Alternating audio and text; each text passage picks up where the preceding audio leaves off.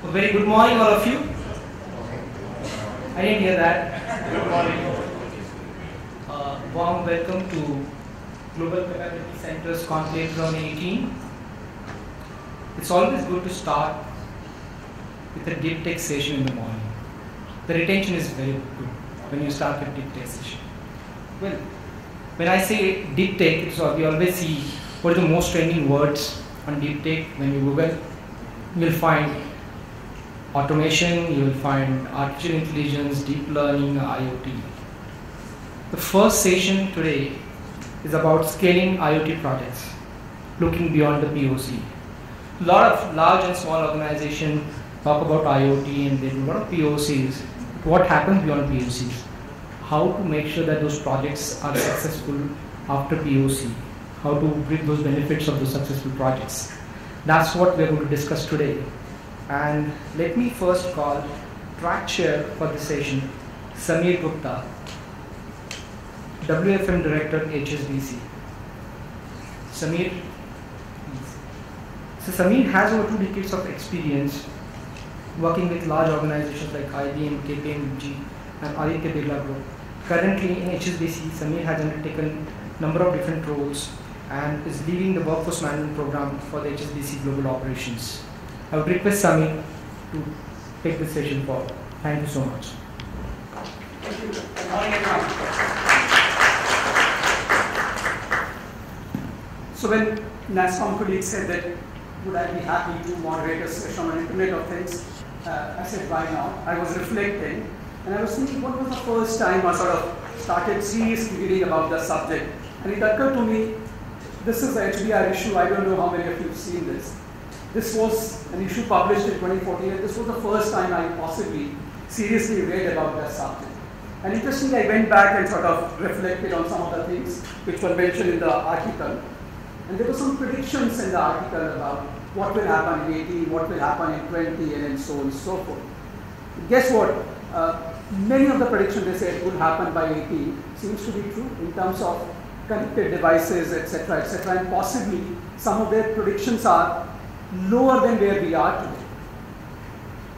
But that's fine, that's technology. But in terms of the practical implication, what's the societal value, what's the business value, what is it doing for all of us, I'm not necessarily sure the article was able to predict and we are there yet. And in that context, it's my pleasure to invite Atul, where we said, like, can we take IoT beyond POC? Atul, if I can invite you up on the stage. Atul is a seasoned professional, more than 27 years of work experience, specializes in IoT, leads IoT practice for Capgemini, has been doing a number of projects for them.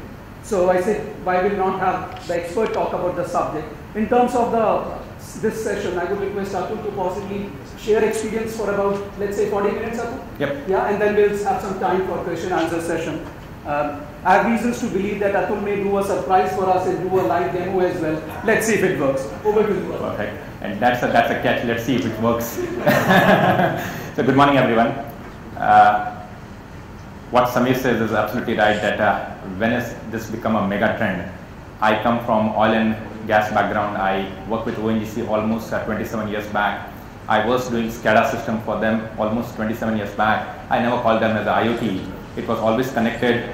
There were sensors. I was getting oil rig data even then, 27 years back. And all of a sudden, like in last 2 years, it is all about IoT. So what is all about IoT and why now? Important piece is that it is a mega trend right now. A couple of things has led to the monetization, specifically very, very cheap sensors, availability of compute at a very, very large scale, and I think advent of AI. So these are some of the things which is making it as a, I can say, a mega trend. Millions, billions of things are going to get connected.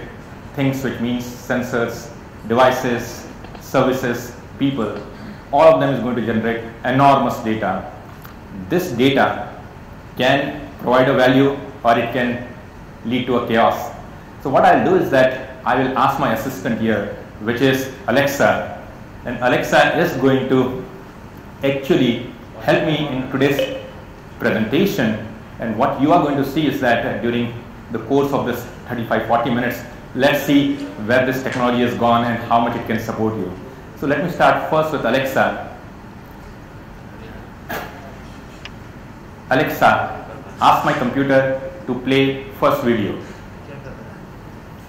I couldn't find any linked video skills that can play that. Go to the Music, Video and Books section of the Alexa app to link video skills and devices. Okay, so that's what you see, that how much time you can get it right or wrong. But let me try one more time. Alexa, ask my computer to play first video. Opening IoT video. Okay. Well, as I was mentioning before, all the smart appliances, everything smart, everything being interconnected, and it's really starting to happen now. And so here's the scenario.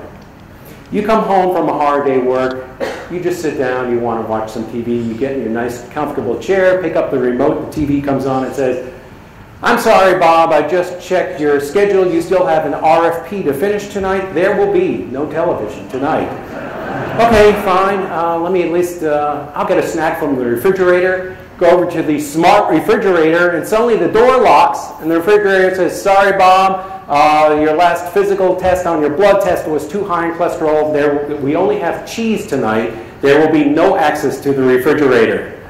Okay, fine, well, I'll call a friend on the phone, go over, pick up the phone goes, "Bob, before I connect your call, you know, you started doing laundry yesterday and you never moved it from the washing machine to the dryer. Would you go down and take care of that first? Come back up and I'll connect your call." All right, so you do that, you go downstairs, you're taking care. Suddenly the doorbell rings. Now you're back upstairs again, you go to the front door, and there's a delivery person with no cholesterol tofu snacks that the refrigerator automatically ordered for you. Thank you very much. And wait till hackers get a hold of this. Oh, they'll have so much fun. You'll come home and your garage door's been going up and down till it's fallen off the tracks. You'll walk inside and your vacuum cleaner's been snaking around the furniture till it's tied to a pretzel.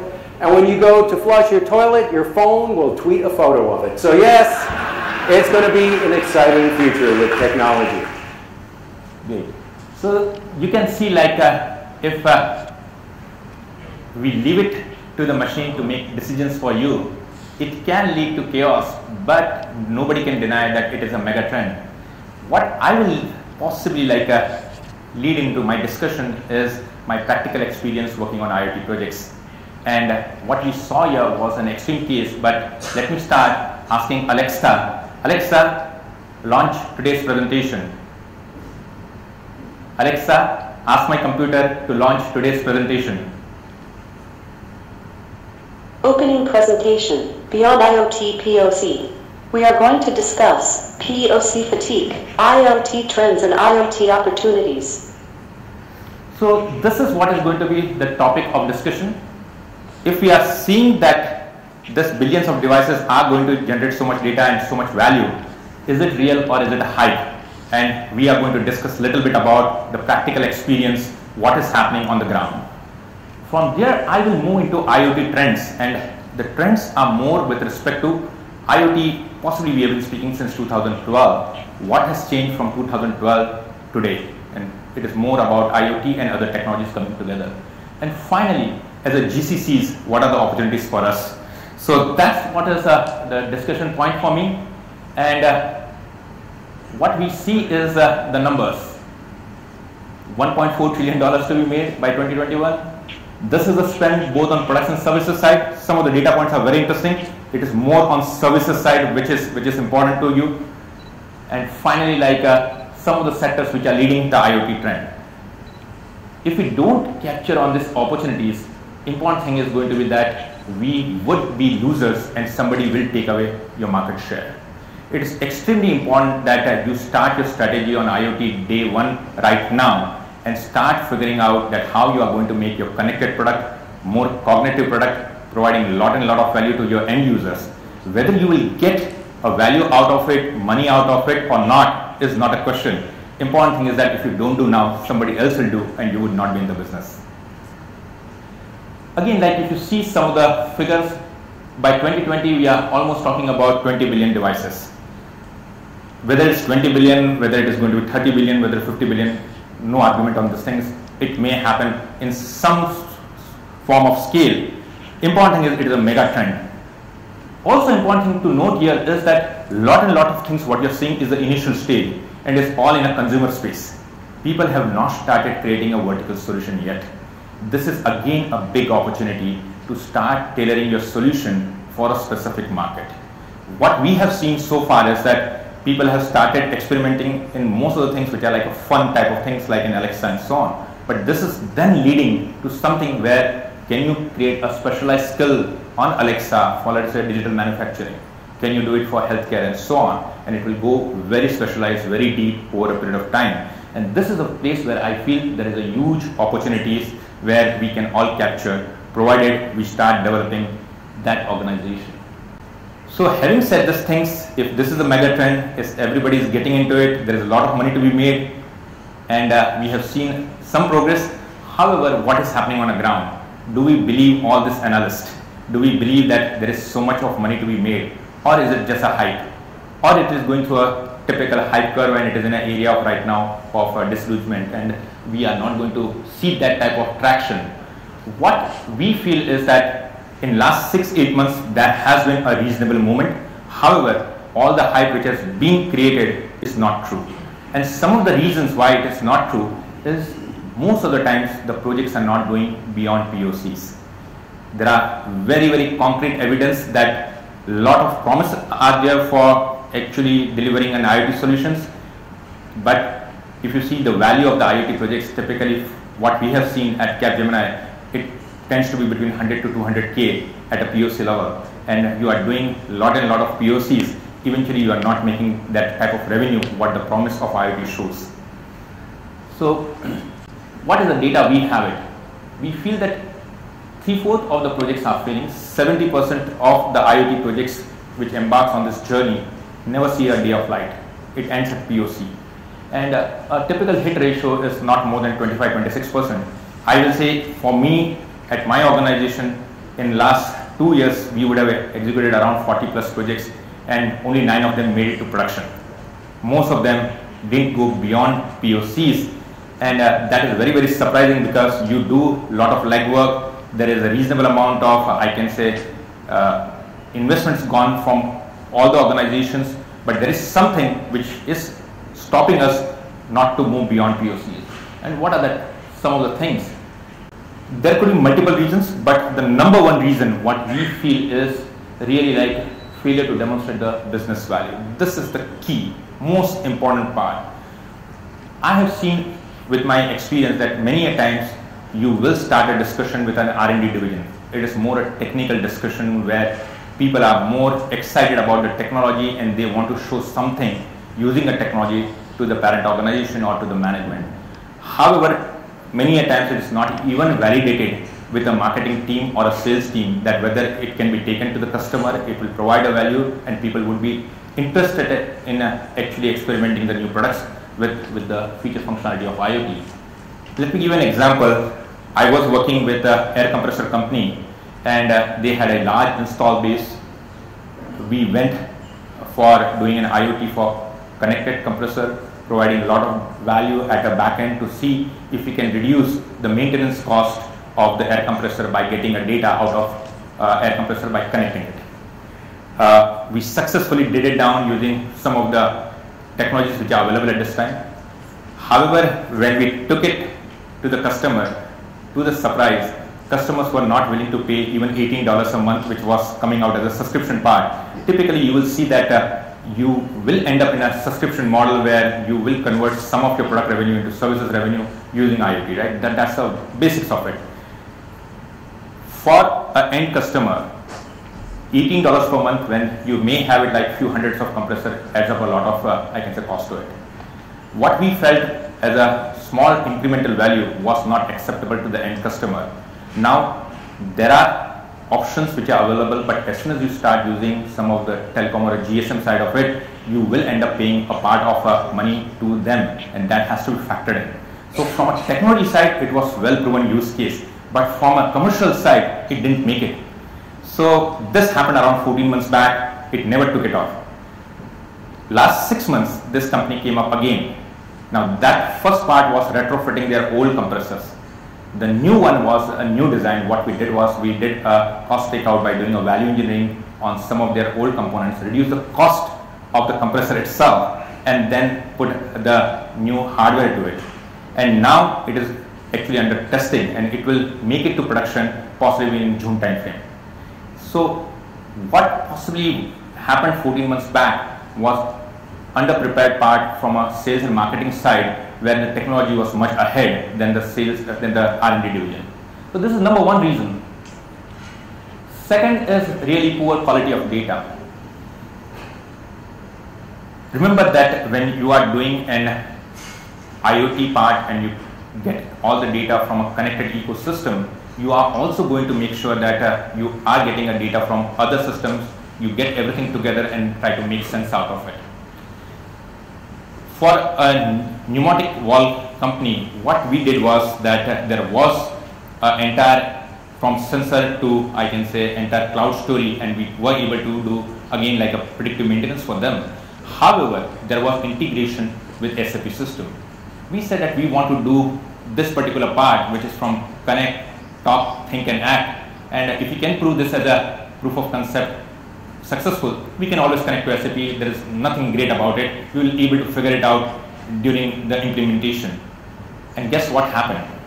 What happened was that when we took this part, we created a golden data, or actually I created a data assuming that it is coming from SAP, but didn't do a real integration because it was a POC on IoT side, and we took it to the commercials. And since they didn't see actual data coming from SAP, the whole point that whether you are doing a vibration analysis or doing a location services, so they can do upsell or a cross-sell to the customers, didn't happen because the data from SAP was not there. Now, many a times it is extremely important to show the value upfront in a POC before it can be taken for production. And quality of data is going to matter a lot, and that is one of the key failure area for any IoT project. Finally, want to bring back little of attention for traditional product engineering services guys. We all have been doing product development.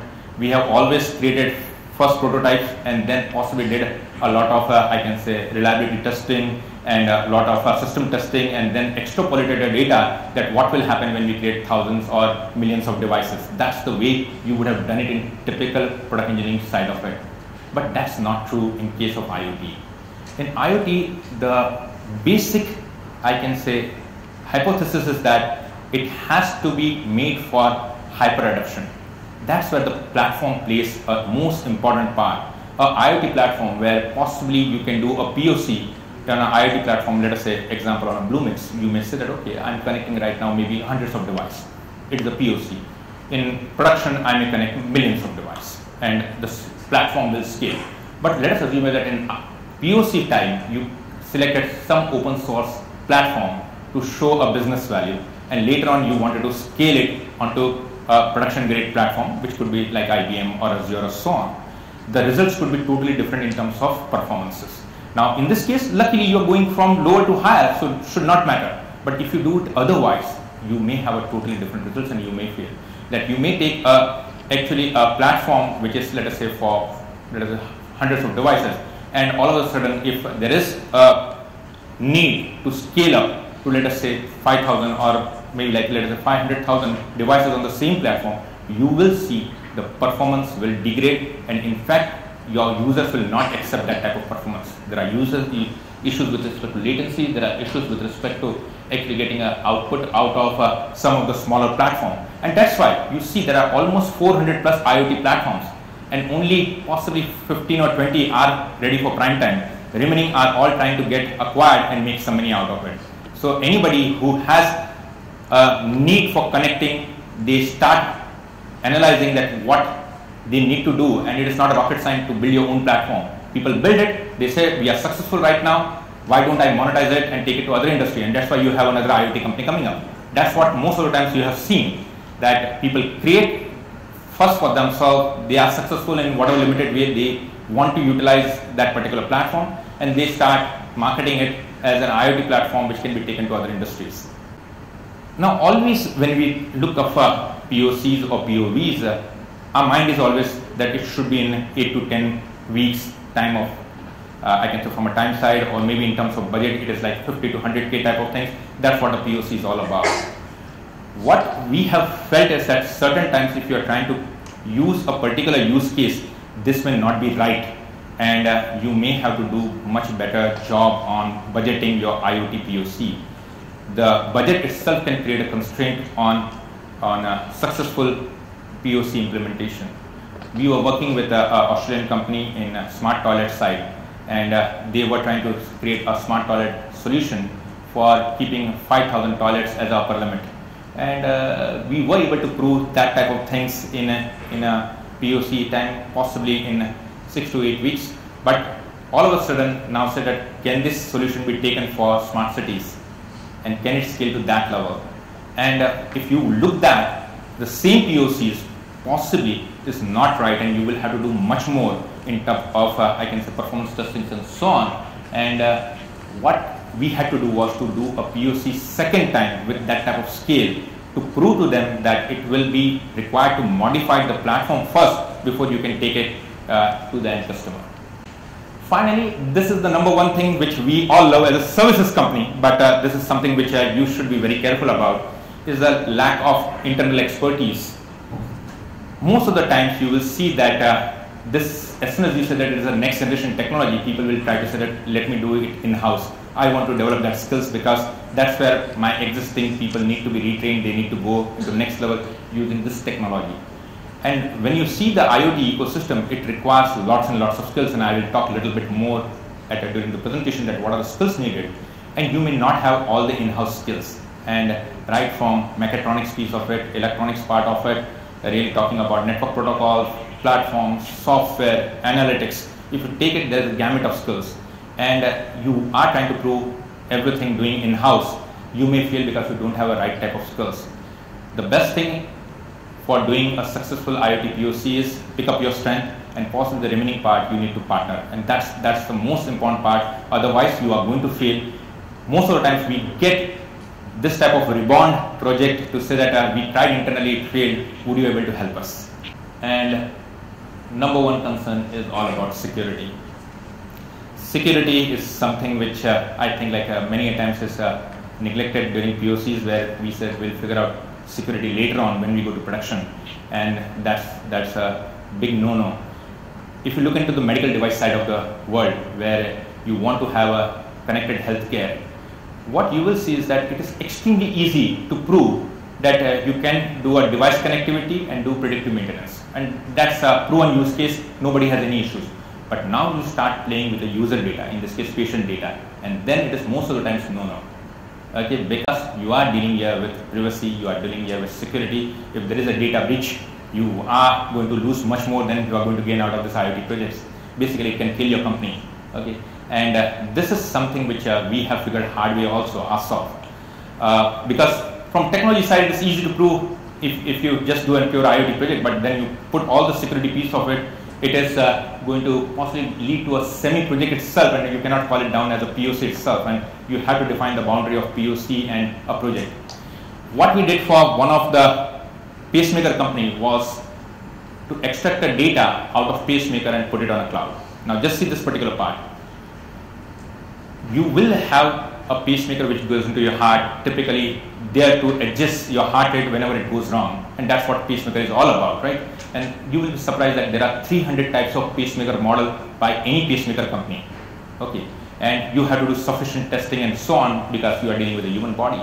So you have put a pacemaker with an individual, and what happens that as soon as it is a device in your body, it is like a maintenance of that particular part throughout your life. It is like diabetes. Once you have it, you will have to maintain it throughout your life. Similar is the case with pacemaker, that once you have it, every 3 months you have to go to a physician or a cardiologist to calibrate it again, because two things can happen. Something could have gone wrong with the device and you require to recalibrate it, or something would have changed as your heart condition and you have to recalibrate it. So every 3 months you have to go and recalibrate it. Now, if you look into that, one-time cost is cheaper, but every 3 months follow-up, specifically in geographies like North America, it is extremely expensive because most expensive doctors are cardiologists. Okay, that's where you will spend a lot of money. Can you create an IoT solution where if you can monitor the patient at home and see that whether he needs to go to doctor or not. If everything is good, you need not go to the cardiologist. Even if you can do so, you can save significant money. And we created this solution for a med device company. Very simple. You created a RFID wand, which you put it on a pacemaker that gets connected to the Wi-Fi router, sends the data to the clinic. A traditional IoT solution. Everything, if okay, you get a call or a notification on your mobile app, no need to come. If there is some things to follow up, you get a notification to follow up. Okay, very simple thing. In this case, if you see who owns the data, data which is coming from your heart, or patient data, not a device data, patient data. Patient data is with a med device company, and there is no ambiguity in this particular part. And the use case was successful. It went to production. This is one of my 9 success story where it made it to production. Absolutely no issues. Now take a totally different type of approach. Same med device company, but in a different modality, and they are into imaging. Now you are trying to get all the images out of, let us say, your capsule endoscopy. If you are getting the images, and images are going into, let us say, on the cloud, and the physicians are referring it remotely, again a typical IoT use case. Is it something where you could have used the almost similar type of technology and setup?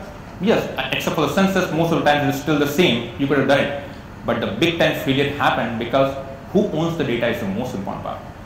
Are the images property for the patients? Are the images property of the hospitals? Or are they property of the clinics or radiology labs, wherever it is there? And it never saw the day of light because there are concerns about privacy. There are concerns about who is going to own the data. Unless you figure it out, technology-wise, it could be successful, but from a security or a privacy side, no. So that's where most of the imaging companies are struggling right now, that can they do a big data analytics on a cloud? You have a huge compute power, you can easily do it, but always the question is who owns the data. So let us assume that you made it to production, and now it is from a totally different cut. That what can go wrong after you have made it to production on an IoT device or an IoT solution. And I will give you 2 views. One is from producer side and one is from the consumer side. There are so many companies which came, and some of them vanished from the market on the IoT side. If you see, there are possibly thousands of companies on the wearable business, and a lot of them have gone out of business. All of them were IoT solution. Okay, so what is it? Very first things from a producer side, it is very important that you have to come out of that mindset that you will start making money day one, unless there is a use case actually tailored that way. Otherwise, it is first to collect the data, get a value out of a data, provide the value back to the customer, and then you can start making money. So that's the first part which has to be a change as a mindset from a producer side itself. Second thing is that not all the IoT use case is going to make money for you. Very, very important thing which everybody needs to keep in mind. Possibly, let us say 5 years back, if you were to buy a car and a car needed let us say Bluetooth radio, you would have paid an additional amount, couple of $100 because it provides you a Bluetooth connectivity. Would you do the same today? Possibly you are going to say that this is the inbuilt feature you require in your car, you are not going to pay for it anymore, right? So some of the things are very important that you are not going to pay for it. Now, even a car manufacturer company is not going to make money out of it, but will they stop at not doing it? Because if they don't do it, they don't have a business. Nobody is going to buy a car at this point in time without connectivity. So this is going to come almost as a free of charge to a customer, and you will have to say that it is your survival part where it is not going to generate money, but it is something where you will have to give it as a product feature. That is something most important part. Security concern, I have spoken about it, and lack of demonstrating the ROI all ties up. From a consumer side, it is very important thing is that you are going to pay only for the things which you see the value, not everything. Absolutely not. There are so many things which are gimmicky, and you will see later on in my presentation that how the prices are coming down. And if you read an article day before yesterday on Nest, Google bought this company possibly at $3.2 billion acquisition. Okay, and last quarter results are that they did a revenue of around up of $700 million. And the amount of money they lost on it is almost like $620 million, which means that they are losing money on it.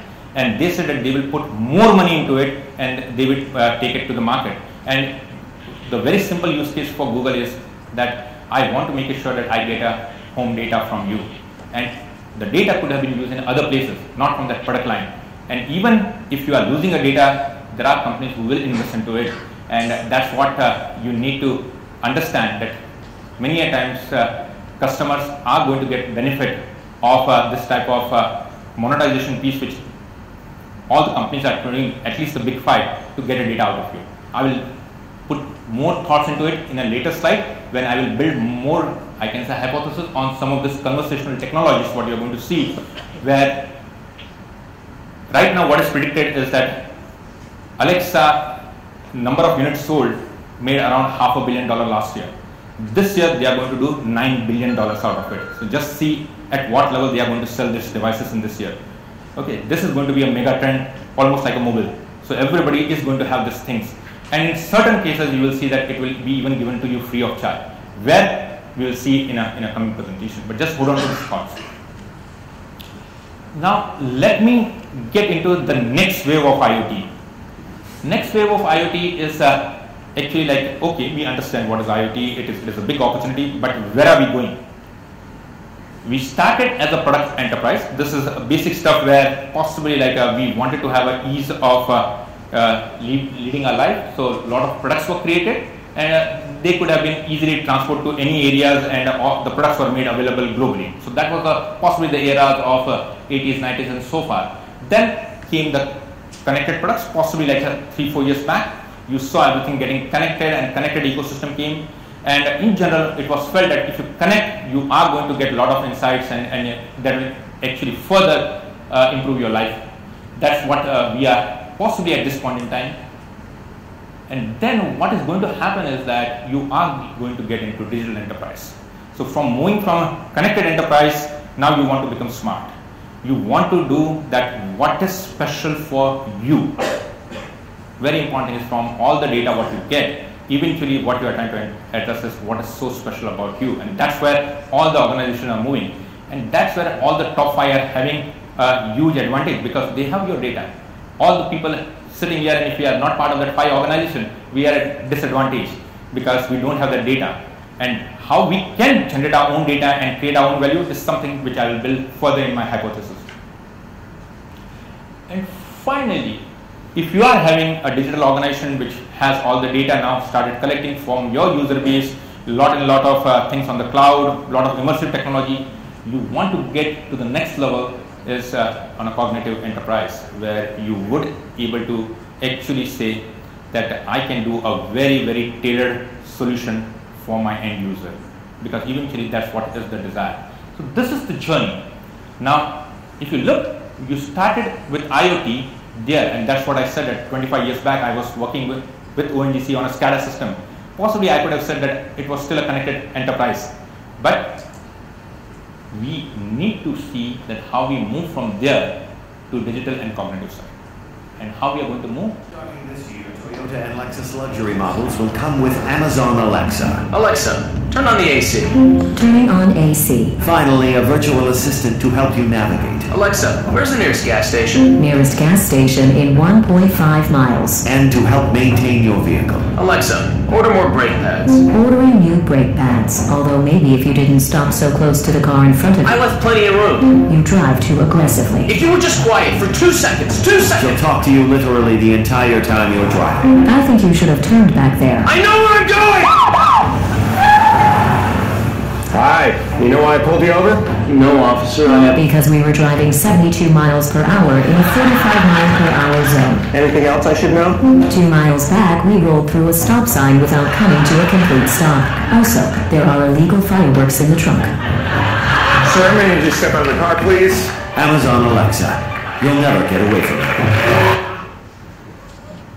So some of the use cases are going to get built over the already existing platform for connectivity, and that's where IoT solutions are going to provide more value. Value is going to come from solutions on artificial intelligence. It will come using blockchain. It will come using cloud and fog computing, and what we saw was from voice and gesture, the conversational technologies. This is something which I want to say that how these technologies are going to work in conjunction with IoT to provide more value for a connected ecosystem and how all these technologies are going to take IoT to the next level. So there are multiple technologies, but I have kept focus on only 4 out of top 10. All of them can have a use case going with IoT, but possibly I'll focus more on AI and blockchain.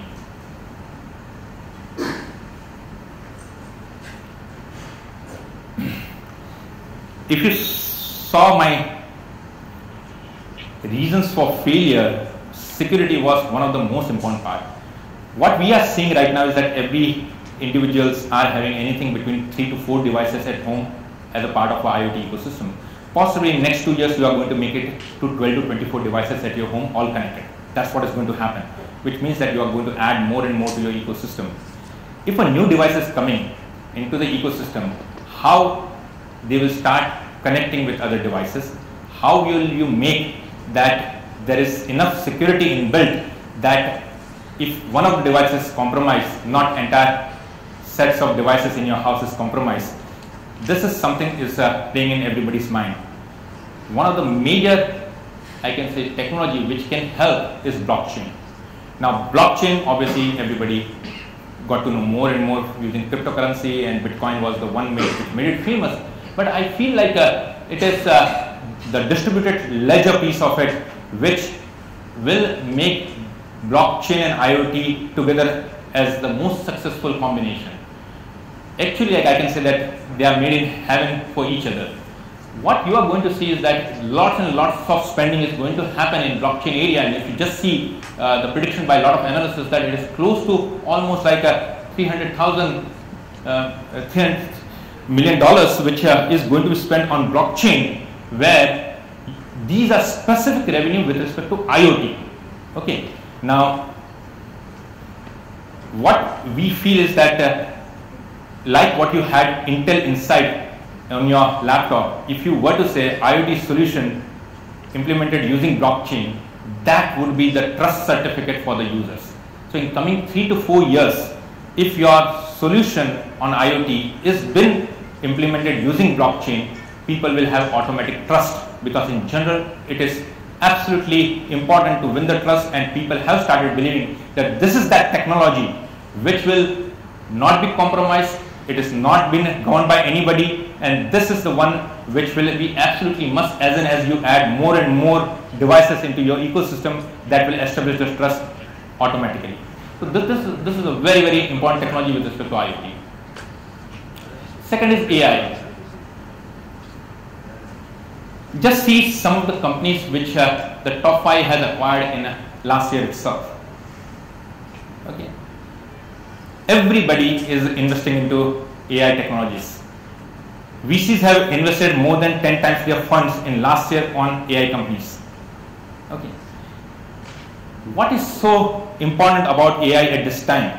AI was there almost 40 years back.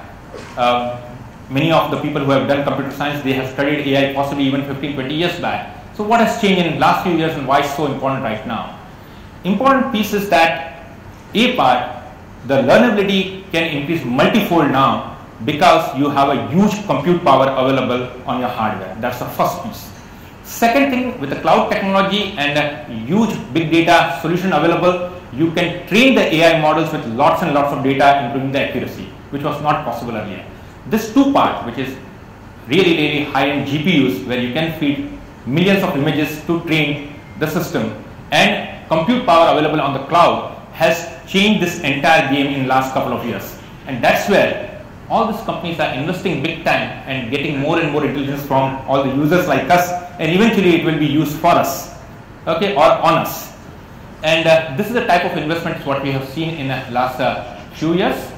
And I feel that AI and IoT is the lethal combination, where once you get the data, that's where you will start showing your values, because otherwise everything is for this 5 companies. What is it for us? If we start getting the data for our user base, for our industry, you will start adding more value. Then whether you collaborate with these people or whether you will get more value to your customer individually, it's your choice. Okay, but this is the only opportunity. Otherwise, there is more likelihood that these players will get into your industries. So if you start building this right now, and if you start just acquiring your data, possibly you may still do a traditional business what you are doing on your products and services, but in 3 to 4 years from now, once you have a data, that's your asset. Otherwise, possibly like all of us are looking for that winners or loser part of it, we will lose big time.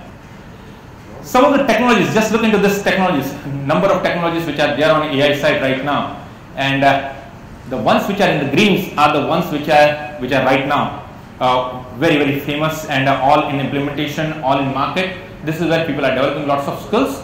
However, some of the other ones, either they will become prime time in coming 3 to 6 months, or maybe like slightly later, or they will get acquired. Just will get acquired. So huge ecosystem. Either you will have to build the skills on this technologies, or possibly keep a very, very close eye on this technologies and the market movements. Finally, cloud and fog computing. The very fact that you are generating so much data, do you want to transfer all the data into the cloud is the big question. And if you look into the entire ecosystem, the most expensive piece of the entire value chain is to actually transfer the data onto the cloud. It is the bandwidth and the network usage is the most expensive part. Okay, now if you look into that, it is no-brainer that you will have to come up with a solution where if you have that 20-25 devices at home and all of a sudden it loses the connectivity with the cloud, will you stop using it? You should have some fallback mechanism on which it can still start working. It is a typical client-server way where if the server is down, you should be able to do something with your client, right? Traditional way of doing it. And that's where the fog computing comes up. You will see lots and lots of intelligence built into your gateways where the fog data will reside, and lots of companies are getting into fog computing. Similarly, like obviously cloud, which is generating a lot of insight, needs to push a lot of data to the fog. So whatever is the tailored intelligence needed for that particular use case, cloud will need to make sure that they create the solutions for that need to push it back to the fog. If you see carefully, around 76% of the revenue on the cloud is coming from the 3 major companies. It is coming from Amazon, Microsoft and Google, all 3. And if you see very carefully, all these 3 people are having a lot of data. Cloud technology, most possibly with some even large infrastructure companies can get into it and could have created a more business for them. But it is no longer about just having that scalable cloud. It is more about that data and who has the data. And that's where right now almost 76% of the market share is with these 3 companies. And what is predicted by 2020 is that this can go between 80 to 85, which means that the 3 major companies are going to control the entire cloud. Finally, I will come to this conversational technologies, the one which we have been interacting here with Alexa. See some of the data points here. A typical Amazon user spends $1,000 purchasing something from Amazon. This is the published data. If you are an Amazon Prime member, you are possibly spending $1,300. And if you are having Echo with you, which is doing a lot of commerce for you on your voice command, then you are spending almost $1,700 with Amazon. Now, Echo is priced at almost around $29 in US. If this is the type of data we are seeing, I would not be surprised that Amazon may give all the people Echo free of charge. Because just see what it can do to the commerce. It is surely showing 30% increase in their revenue just by using Echo. Okay. That's what it is going to be, and that's why I said it is a mega trend, almost like mobile, and this is going to become bigger and bigger. Now just even see these things, the way Alexa is going to learn the skills. You will see that I said that you need to create a lot of verticals, domains, solutions, skills for any of the technologies, and one of them is going to be this conversational technologies. There are lots of companies who are creating vertical skills on this type of devices, and between 2 quarters itself, 5,000 companies added this type of, 5,000 skills were added by companies on a various vertical domain forest.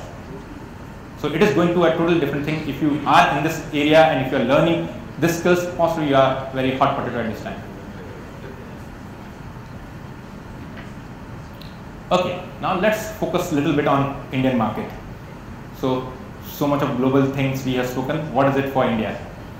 For India, the total value of IoT shares seems to be around $9 billion. That's what is the prediction coming straight from NASSCOM. They did a research last year, and that's what we are saying, that around 9 billion will be spent by Indian players developing IoT solutions. If you look into major areas where you are going to see lots and lots of money being spent is into physical infrastructure, mobile and transport side of it, a lot of things under utilities and energy side of it. If you see carefully, these are more and more use cases for smart cities. So obviously lots and lots of money is going to come from smart cities.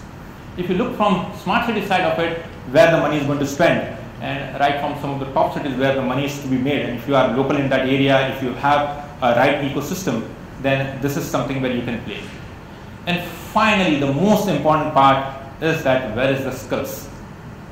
Skills, if you look for entire IoT ecosystem, almost 41% is in APAC, and out of that 95% in India. This is the skills, what is available right now. Now, if you have the skills and if you are developing a solution right now globally, I think there is much larger point we can make to the parent companies to say that we can do much more than that. So where can we play? If you look into the IoT value chain, right from working in an area of creating sensors or devices, that's where possibly, like if you have that type of mechatronic skills, these are the services you can play. Definitely, if you are a big network player, then you have a ability to work into the communication domain, and you would able to actually work in configuring the protocols and so on. You could be the service enablers, and here you can do a lot of technology assessments and so on, and provide a value to your parent company. Finally, you can develop entire UI, UX, that next generation UI what we are talking about, or creating a solution for IoT ecosystem. You can really develop a platform for your company, and we will talk a little bit more on these things in coming few minutes. But this is the most important part, that either you will use existing platform to leverage and actually build a solution, or you can create your own. Obviously, with the skills, you can get into each of these areas, and what you see from the areas and the play what you have, either you can try to do yourself, or otherwise you collaborate. Most important piece is that it is moving at a very, very fast pace. If you stop to build the skills first and then go to your parent company, I think some of the things would have moved, and by the time the decision would have been made.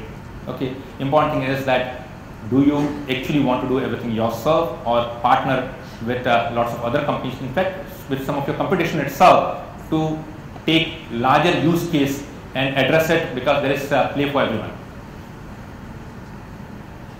Now if you look the IoT landscape, what we saw earlier was just an AI landscape. This is what all the technologies you will need to make an end-to-end IoT solution, and I have just picked only few of them, the popular one in each of the areas. But if you were to build an end-to-end IoT implementation, you will require almost one from each of the bracket. Finally, let me get back to the hypothesis which I was trying to build on building the platform. If you look for India market, which I said, most of the things is going to happen from the spend is going to be on actually smart cities. So if you are looking for smart cities, then any of the smart cities cannot be a point solution. It has to be a platform. And the reason why it has to be a platform is because it is then built for high production. Just see the data point that it took almost 75 years for getting 50 million users on telephony. It took almost like 3.5 years to get 50 million users on Facebook. It took 1 week for Pokemon Go to get 50 million users. Now, if Pokemon Go was built with that thing in mind, that okay, we will build and then we will add more and more juice to it as the people scale, it would crash on day one. It will not go there, which means that anything which we are talking about IoT is having a totally different type of scale. If you are talking about a scale, you can't create a point solution. It has to be a platform.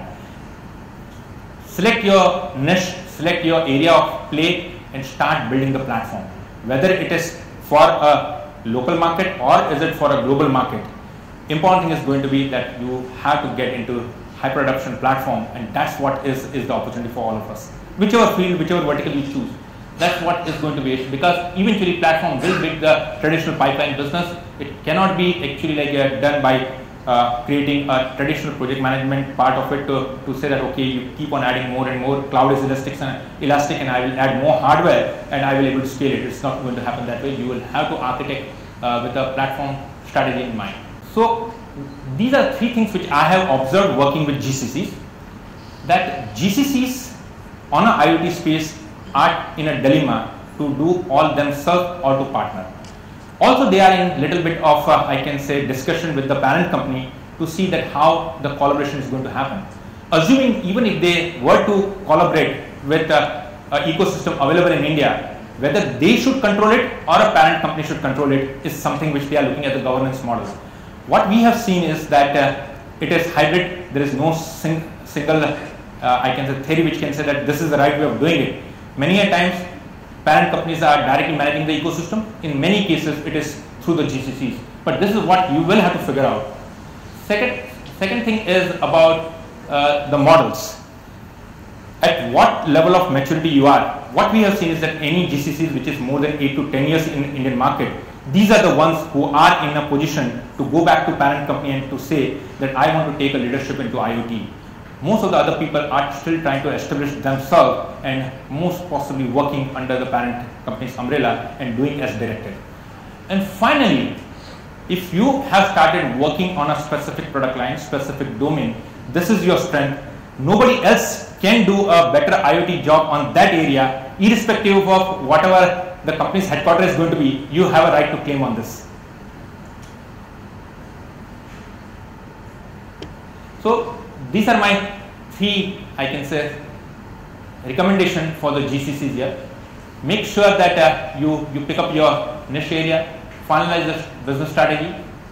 Make sure that you use the India talent pool which I said is available, and with the domain knowledge what you have it, set up a IoT center of excellence here.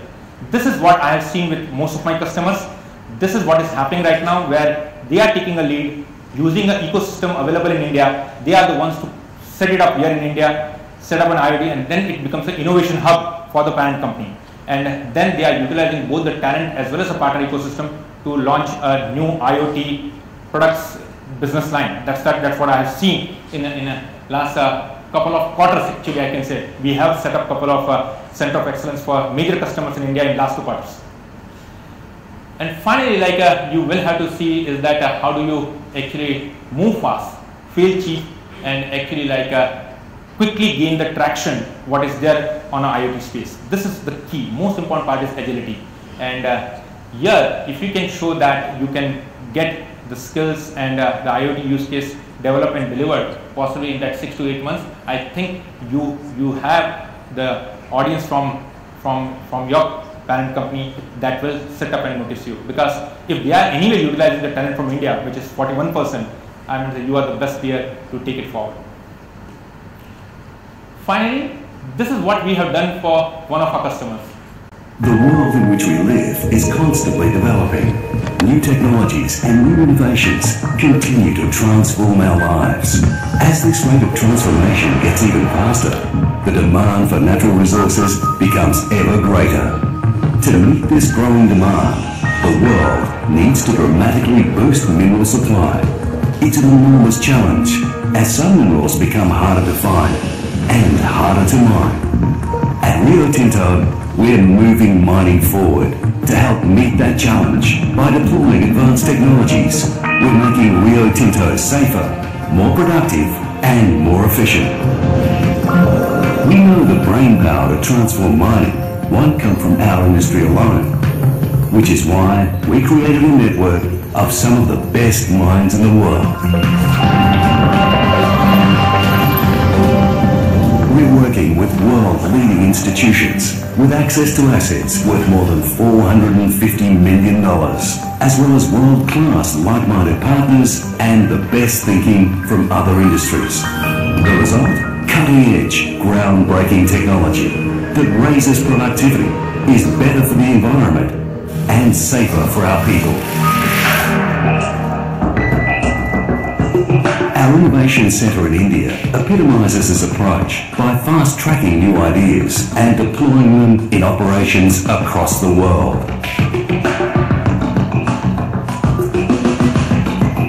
We're making breakthroughs in advanced mineral recovery, extracting higher purity mineral from smaller amounts of ore, and reducing waste. state-of-the-art automation is transforming productivity and safety. Driverless trucks and trains mean more material can be moved more efficiently using less fuel. So I want to possibly take a pause here and give you a little, insight about this customer. This is also one of those 9 success stories which I have it, where we were able to actually set up an innovation center for Rio Tinto here in India. We have the center of analytics built here for them in Pune. We get almost 5 terabytes of data every day, and we do entire asset management sitting here from Pune. 19 mines globally, everything getting actually monitored and controlled from here.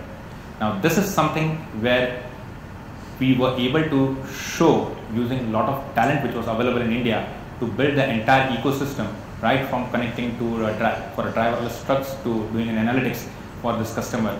And this is something, if we can do it for one customer, definitely we can do it for any of your parent companies or your customers. Finally, what is future? What we said is that we should aim for cognitive enterprise, and possibly I will say don't stop here. You will have to go one step further. Possibly in another 2 to 3 years from now, what you are going to see is quantum powered enterprise. This is where possibly when you have trillions of bytes of data, what are you going to do? Are you going to bring some social change? This is like addressing the larger problems of possibly removing the world poverty or hunger or so on. Since you have so much data, now you would able to show, you would able to solve some of the larger problems. This could be the one example what you saw in recent elections by the companies where this type of large compute was used to influence something.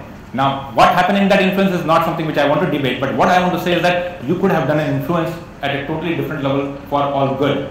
This is what is happening right now, and what we feel is that over a period of time, you are going to see in 3 or 4 years from now that people are going to move towards quantum enterprise.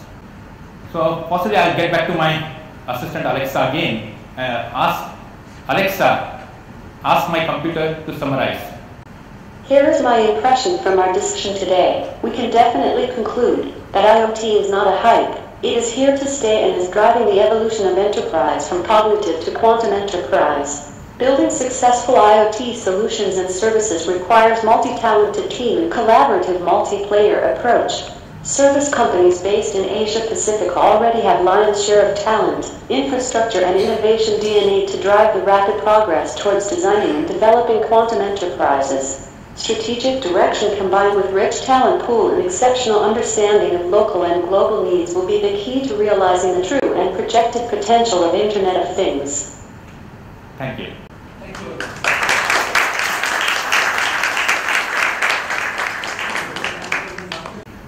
Quick questions. I thought Alexa will keep the time as well. So I have a couple of questions, but I'll skip and I'll go to audience first if there are questions. Okay, the gentleman there first, please. One thing I noticed, Atul, we should never keep Alexa with you when you are talking about your boss. So that's right. Thank you, Atul. Nice presentation. I have a quick question on the first and the biggest concern that you, the last and the biggest concern that you highlighted, which is around data privacy. And considering the GDPR and all those kind of things which are coming in and which probably are going to impact a lot of data, which even companies. So I belong to AXA, and we actually are going for a policy wherein we are going to give the data back. So if the data is related to, let's say, healthcare or it is related to PNC, wherein we have data from, let's say, car drivers and all, we are actually having a strategy of giving data back to the owners, like you said. Now, in the situation wherein such concerns are there on data privacy, which you rightly pointed out, do we think that what is that these companies should do to make sure that they ride on this wave of IoT, and what can be done to eliminate or alleviate those concerns? What I feel is that two technologies are going to be most critical in this area. One, obviously, I spoke a little bit about blockchain, and that is going to solve part of it. I will not say that everything can be done using that, but if you can do a little bit of it, people would be assured that at least everything is getting actually validated using a trust contracts of blockchain, and that is one piece of it. Second thing, what I have seen is to have a back-to-back contract with the cloud providers. That's what we have seen. in many cases, specifically working with Amazon and Cloudera, they are willing to take that type of bets with the end customers, where they would sign a back-to-back contract for certain type of use cases, not every type, but that's where we have seen in a medical domain side, both Amazon and Cloudera has been receptive to say that they will take care of certain types of things. As soon as the liabilities are at a different level, they will also not take care of that. I don't have like a definite answers, but these are a couple of things which has started working. Over a period of time, I feel like if you saw around 3 years back, between like device and a user side of it, device was done, user, nobody was even touching it. Right now I said that even in case of like a very high-end pacemaker data, since you were able to do a back-to-back contract with, let's say in this case, a device manufacturer who is having a back-to-back contract with a cloud provider, this use case is up and running for millions of users having pacemakers across the globe. So that's possibly is the way. Gradually it will happen.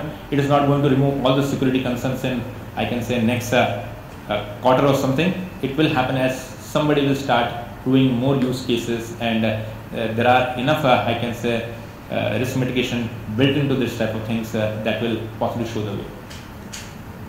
Thank you. Really sharp question, please, and then just time.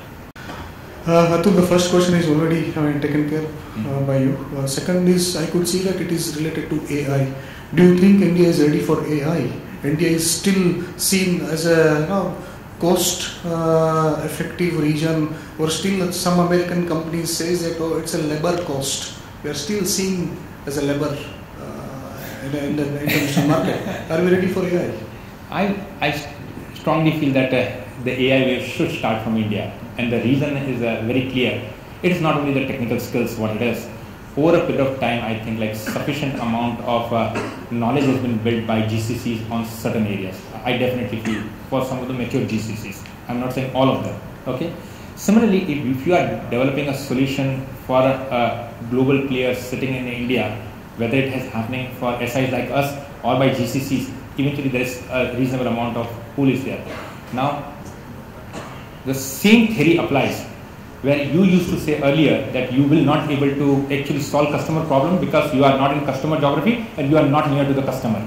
If that is a theory, then if you look into India's problem, at least like the 9 billion market for India, who would be, if you apply the same theory, will it be the American who are going to come and understand the Indian domain to give us that answer? Most possibly not. This is us to solve. That's what we definitely feel.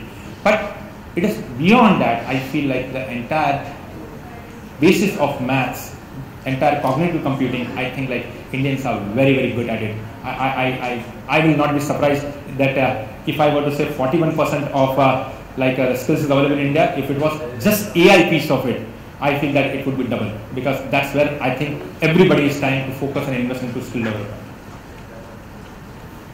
In the interest of time, we'll wrap up this session. I would request Samir to present a token of our appreciation to Atul. Thank you, Atul, so much for making it.